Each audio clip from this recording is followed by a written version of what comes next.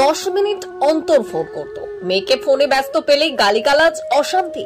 মেয়েটাকে মানসিক অত্যাচার করত। মেয়ের এই সিদ্ধান্তের পর পরিবারের মুখে এমনই অভিযোগ। মানসিক টর্চারই করতো, সন্দেহ করতো বিয়ের আগে থেকেও, তারপরেও ওকে ভীষণ নির্যাতন করতো। ওর স্বামী, ওর শ্বশুর, সবাই নির্যাতন করতো। আমাকে একদিন ফোন করে কি কান্না মাসি, আমার বাবা আমার কোনোদিনও রেশনের চাল খাওয়ায়নি, আমি আমার রেশন তাও খাওয়াচ্ছি, কিছু বলিস না, শ্বশুর বাড়ি তো এটা মেনে নিয়ে থাকে দেয়, কোনোভাবে মেয়েটার সাথে কম্প্রোমাইজ করেনি ওরা। ঘর থেকে উদ্ধার গৃহবধূর নিথর দেহ।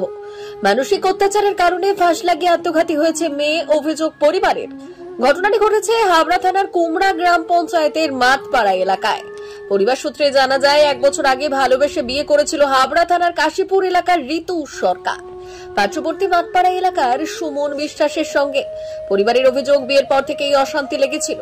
স্ত্রীকে সন্দেহ করত স্বামী, তা নিয়ে প্রায় চলত চরম অশান্তি। গৃহবধূর পরিবারের অভিযোগ, স্বামী বিএসএফ এ চাকরি করে, সব সময় ফোনে মানসিক অত্যাচার করত। পাশাপাশি গৃহবধূর ফোন ব্যস্ত থাকলেই স্ত্রীর সাথে ফোনে অশান্তি করত, গালিগালাজ প্রায় লেগেই থাকত। বিয়ের 1 বছর যেতে না যেতেই শনিবার সকালে ঘটে গেল এক মর্মান্তিক ঘটনা। গৃহবধূ পরিবারের লোকজন বাড়িতে এসে দেখে তার মেয়ে মৃত অবস্থায় পড়ে রয়েছে। ছেলের বাড়ির লোকেরা জানিয়েছে, গলায় দড়ি দিয়ে আত্মহত্যা করেছে সে। খবর পেয়ে হাবড়া থানার পুলিশ এসে দেহ উদ্ধার করে ময়না তদন্তের জন্য হাসপাতালে পাঠায়। ঘটনার তদন্ত শুরু করেছে পুলিশ। মানসিক অত্যাচারের কারণে গৃহবধূর মৃত্যু, এমনটাই অভিযোগ গৃহবধূর পরিবারের। ঘটনায় শোকের ছায়া নেমেছে গোটা এলাকায়। তুমি বলো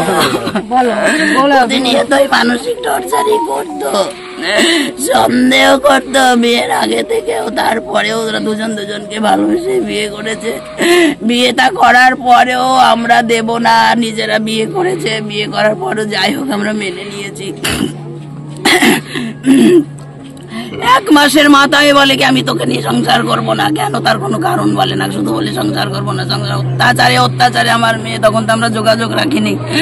তারপরে আমি শুধু যোগাযোগ রাখতাম। আমি বললাম কি, তোর যদি ভালো না লাগে, যদি না চাই তুই চলে আয়, তুই যেন কিছু করিস না ঋতু, তুই আমার প্রথম সন্তান, তুই যেন কিছু করিস না।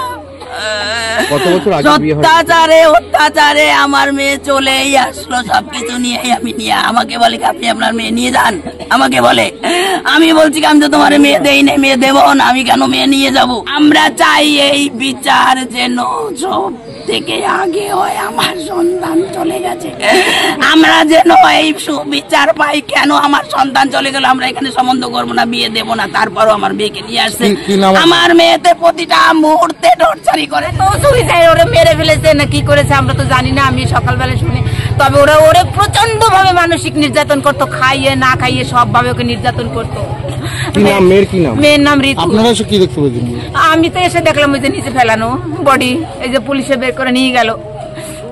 আমরা শুনতে পেলাম এখানকার মেম্বার মেয়ের মাকে ফোন করেছিল, ফোন করে যে আপনাদের মেয়ে মারা গেছে, আপনারা একটু আসুন।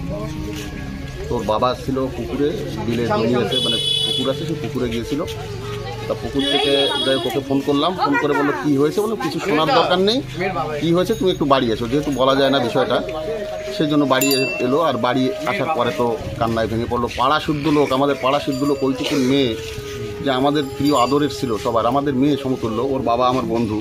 তো সেই জায়গায় আমরা আমাদের সে যে ব্যথা কষ্ট আমরা ধরে রাখতে পারিনি। তারপরে এখানে এলাম, এখানে এসে যে পরিস্থিতি দেখলাম, এটা সাইলেন্ট কিলিং, পুরোপুরি সাইলেন্ট কিলিং। আপনার কি মনে হচ্ছে? আমার মনে হচ্ছে ওই ছেলে কোনো লোক দিয়ে মারিয়ে দিয়েছে।